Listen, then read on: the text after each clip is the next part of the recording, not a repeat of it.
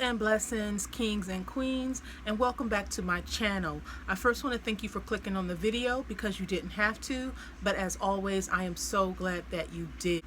Now, this video is about work from home opportunities. I myself have actually worked for these companies, or have actually went through the application process of these companies. So I'm not going to steer you wrong. I'm not going to sugarcoat anything. I'm going to give you my honest opinion, and then you take it from there. Work from home jobs like these particular companies, you get to make your own schedule. Now, I'm not saying you get to wake up anytime you want and then just log on and then you can start working. No, you have to actually pick the hours that you want to work, and you have to stick with the hours that you selected.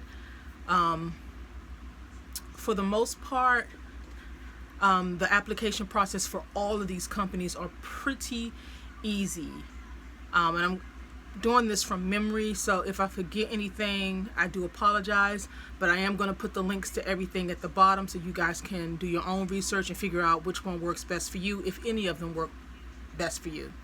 So the first one that I'm going to go over is called NextRep, and that is NexRep, and that's nextrep.com. I actually worked for this company for about 6 months. The hiring process was very easy. I just went online, filled out their application, and then you have to do an assessment.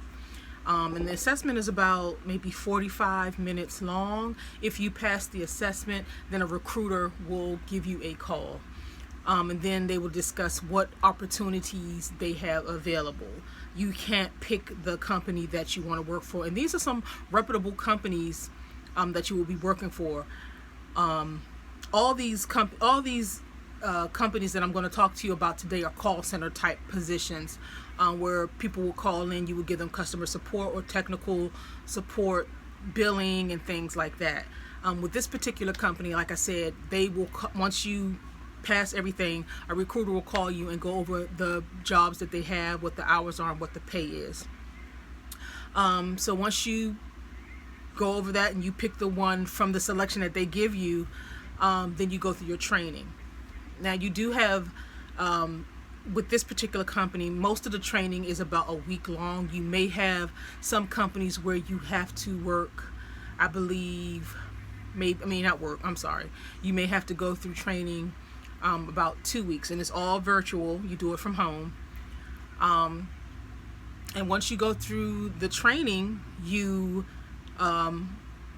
pretty much start your job. You pick the hours that you want to work, and then you work them. With this particular company, I liked it. It was, I picked my hours. You get first selection on the hours that you want. If your performance is good. If you fall behind on your performance, then you don't get the best selection of the hours that you want to work. So if you want to work like that day shift or whatever like that, make sure that your work and your performance is good so you can get that good slot. Well, the reason why I left this particular job is because I didn't like the micromanagement that the company had. You had too many chiefs in charge. Like, for each person, you got about 5 or 6 people that are in charge, monitoring you, emailing you. And I was, I'm good on the phone. I can talk on the phone. Once I learn the script and learn the aspect of the job, I can do a phone job. But this particular, I got a phone call in, and I had to put the person on hold because I was expecting a package, and I had to sign for it. So, oddly enough, as soon as I picked up on a call, the delivery person knocked on my door, and I was very nice and I was very polite, saying, I'd said my little spiel, and I said, can I just put you on a brief hold? So I did that, got my package signed for it, came back, thanked them for holding, and they were fine with it. But the next day I got an email stating that they needed to talk to me about how everything is going. And then one of the bosses was like, yeah, and one person even just put a person on a hold as soon as they got on the phone. And she was like, who did that? she was like, who does that? She's being very sarcastic. I knew it was me because I knew that I did that. And that really pissed me off. I don't like petty things or just nitpicking for the sake of nitpicking. You need to have common sense and compassion, I guess, for the people that work under you and have understanding. So with that, and then I just kind of got lazy with it, really. I took weeks off at a time. I just really wasn't doing what I should be doing, and I think it all stemmed from that phone call that I got. But that's why I left them. But that's my story. That's my journey. It may not be that way for you. So definitely check them out if you're just curious or you're just, your options. So that's nextrep.com. The next one is Live Ops. And that will be liveops.com, liveops.com. And I still kind of have them like I work for them. I haven't really left that company. I just never completed training to work for a particular client. Now, their training is weeks long, and it's very, very thorough, and it moves at a very fast pace. So if you are the type of person that can't handle like a fast-paced training, because you gotta take a lot of notes, a lot of notes.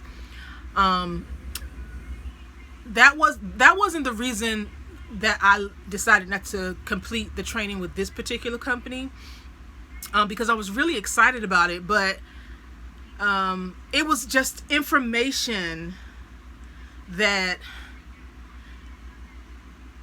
for me, I needed to be like hands-on, shadowing somebody, a person, to learn this particular job, because it was a lot of learning. You had to really learn the ins and outs of it.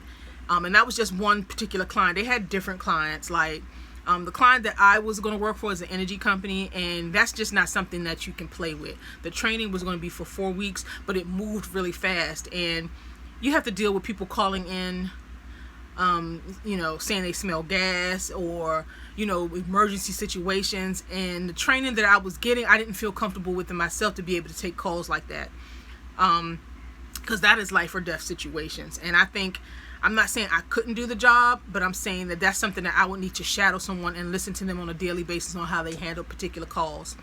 You just telling me what I need to do, or having me look at videos, probably isn't the best way for me to grasp that type of knowledge and learn. But I'm still with the company. I just haven't looked on the website to see if there's any jobs that I want to train for. Now they have, you're not supposed to talk about the jobs or the companies or the clients that they work for, but just to kind of give you, like I told you, it was an energy company. The other one is like a lingerie company, very popular carry-out company. They're very reputable. And the reason why I'm not going to say the names is because I am still with the company, and I probably sometime in the future I may try to find another client. But all in all, training was very professional, very thorough. It's just that with the client that I was going to work for, I didn't feel comfortable with that type of training. I needed to be face-to-face, hands-on training. But it's very good company. The next company is Omni International, and I went through the application process with this one. I haven't gone through training yet. But I am actually trying to get back with them now to go through training, but they don't have any clients available at the moment. And again, the application process for Live Ops and this company is fairly easy. You go online, fill out a simple application. I don't believe with Live Ops, I think, Live Ops and Omni, I don't think you have to take an assessment. I think once you sign up for them, somebody will get back in contact with you. And with Live Ops, I'm sorry, I'm crossing back and forth. With Live Ops, you can pick the one that you want to work for. If it's available, you can pick that one. And with Omni International, you can pick whatever company, whatever they have available, you can pick that one as well. So like I said, both really easy to get into. I haven't gone through the training with Omni International yet.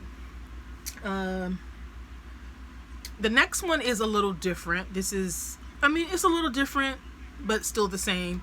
It's called Arise Platform. Now, in this one, you can own your own call center, or you can work up under someone. And to believe it or not, I have been going back and forth whether I want to work up under somebody or do I want to actually own my own call center. You get your tax ID, you name it whatever you want, and you can bring people under you to work under you. Now, with this one, you have to pay for training. Don't be alarmed. It is still a very legit company. It's not that you're paying Arise for the training. You're paying the actual company for the training because you are the owner of your own business. You're an independent contractor. So for that particular training, you do have to pay, and it varies from, sometimes they have free training all the way up to like $100. But for the average price, it's usually between like 20 to 30 bucks for a training. And this training for this company, whether you do working for someone or you owning your own call center, is very extensive. It can be 2 to 3 months long, and this is without pay. Now, most of these companies going in where you are an independent contractor, like you are for all of these companies, you're an independent contractor, you don't get paid. I think one of the reasons why I haven't gone through the training with Arise or really made up my mind about it is because you do have to go weeks, months of training without getting paid. And who wants to do that? You would definitely have to already have some income coming in. A stay-at-home mom who has a husband that works a full-time job where you can just go ahead and knock out 2 months and not really worry about being paid for those 2 months. But they have some very reputable companies as well. With these companies, you can go online and see what companies, that they work for. They work like Disney, Comcast, Home Depot, any company you can think of that may have a customer support department, you'll probably find it on Arise platform. Now, what's the difference between working up under somebody and owning your own call center? I'll briefly go into that. If you work up under somebody, you don't have to worry about your payroll or anything like that. You still make your own hours. It's not even really that you're working for someone. You still are an independent contractor. It's just that you don't have to deal with payroll. You still make your own hours. You still pick the company that you want to work for. It's just that you would submit your pay, and depending on who you work up under, they can take out money to do your payroll, or they may do it for free. Some people, if you work up under them, they may charge you $20 a pay period. Some people may charge you $45 a pay period, and this is so they do your payroll. And this is how the actual owner of the said company gets paid also, along with them working for one of these clients. Moving into, if you were the owner of a company with Arise, you would go through the IBO training where you would learn how to do the payroll for people who work up under your company's umbrella. You don't call them or try to be their supervisor or anything. You're not in charge of any of that. You're basically just in charge of doing their payroll, and whatever set fee that you decide on, whether it be 20, 40, or whatever you set on, that's how you get your little extra money coming in on the side. And also working for the client, you make your money as well. So that's Arise platform, and that's ARISE.com, or I think it is Arise.com or ArisePlatform.com. Like I said, I'll put all that in the description at the bottom. The next one is one of my favorites. It's an oldie but a goodie, and that's Appen.com. I did a whole video on Appen.com, and you guys could go over there and check out that one. I'll go into great detail about Appen.com. With Appen.com, that is not a phone job. It's a lot of data entry, web search evaluations, data entry. These particular jobs they're not long-term jobs. Some of them maybe last for 6 months to a year, depending. But I wouldn't choose this as something as a full-time, bread, bringing home the bacon, bread and butter, whatever like that. This is just a supplementary type job for Appen. I don't know. I really honestly don't remember what I said in the video. But looking back over everything, I wouldn't choose that to be a full-time job. It's like I said, it's a good little gig. With this one, you can truly work whenever you want to work. You can wake up at 2 o'clock in the morning and work. You could work at 6 o'clock p.m. You work whenever you want to work.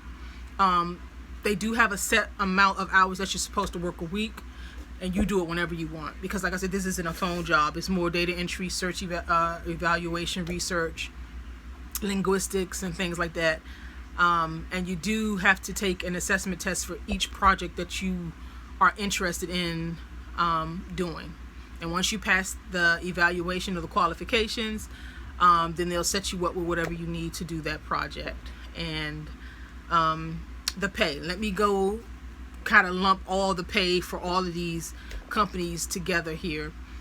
For the most part, for all of these low call center jobs, you're probably going to make about between $10 or $11 an hour.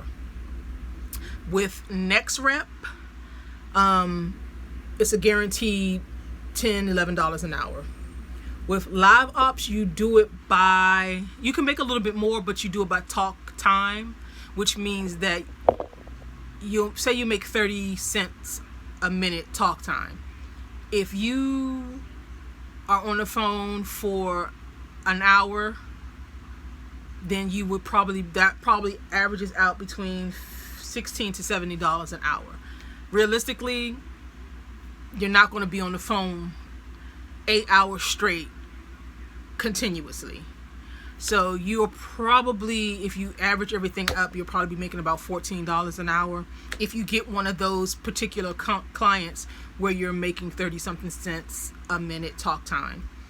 And that's one of the higher ones, but on average it's probably about 25 cent talk time a minute, which will average out to about maybe $12 an hour. If you don't think that you could do that, then like I said, I tried to give you multiple options with this these work from home companies. But that's LiveOps, and they do you get paid by the minutes that you are on the phone talking with the client. You don't get paid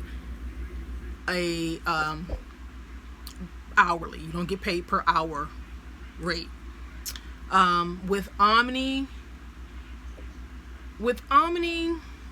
it's kind of a mixture. No, I'm going to take that back. With Omni, it's by the hours that you work. So say you work 20 hours a week. You would probably be making you can make $14 an hour. Guaranteed $14 an hour. If you work more than 20 hours a week, like you say you work 40 hours a week, you'll be making like $17 an hour guaranteed. But it fluctuates. So 0 to 20 hours, $14 an hour. Anything over 20 hours, anything over 20 hours a week will be $17 an hour, something like that. What's the other one? Arise is about $10 an hour, depending on the client. And Appen ranges from $10 an hour. Well, actually, it ranges from depending on the client or the project that you're working on with Appen, not client, projects with Appen. It can range from 25 cents up to $20 an hour. So you just have to pick and choose which one works best for you. With all, except for Appen, with all of the companies, you have to pick a block of time that you want to work. And most of it is done by you do it in 30-minute increments, where you go in when you're doing your schedule, 9 to 9:30, 9:30 to 10, 10 to 10:30. That's how you do your block of time, and you put in your own breaks, or breaks that you need throughout the day. If you have an event that you need to go to, if you have children and they have sporting events, games, you set your hours up that way. And for the most part, if you can't keep a schedule that you created or set up for yourself, you just email them and let them know. It's really not a big deal, but don't do it continuously, because that's how your performance drops. I'm trying to think, is there anything else I forgot? Because I know I'm kind of all over the place. And please, if you guys have any questions, just comment, and I will be happy to answer any questions that you guys have. These are all legit companies, all reputable companies. Most of them have been in existence for years. You don't have to worry about, is it fake or is it a scam. I actually went through, for the most part, all the application process. And like I said, I worked for NextRep and I got paid. I worked for Appen, got paid. So yeah, I'm trying to think, is there anything else I forgot? There are a lot of other companies out there, work from home, that kind of have the same setup. I haven't really gone through it, the application process with many of them, because you have to, and this is another thing, I'm glad I remembered it. When you're signing up for these companies, make sure your computer configurations and specs meet the requirement of their technical requirement. Because one company that I tried to get with is, I think it's MCI. I got all the way through, past the assessment and everything, but when it got to me trying to do my technical requirement part, I failed because I didn't have enough RAM on my computer. So you just have to really be mindful of that. If you can get anything 8 and above your computer, do that, because anything lower than that, you're going to have a hard time, because the system is, their online system is so massive that it takes up a lot of memory and space. So you want to make sure you have your computer has enough space to be able to accommodate their systems. What else? I think that may be it. So again, I'm going to put all the links in the bottom in the description. If you guys have any questions, let me know. And until next time, guys, be blessed.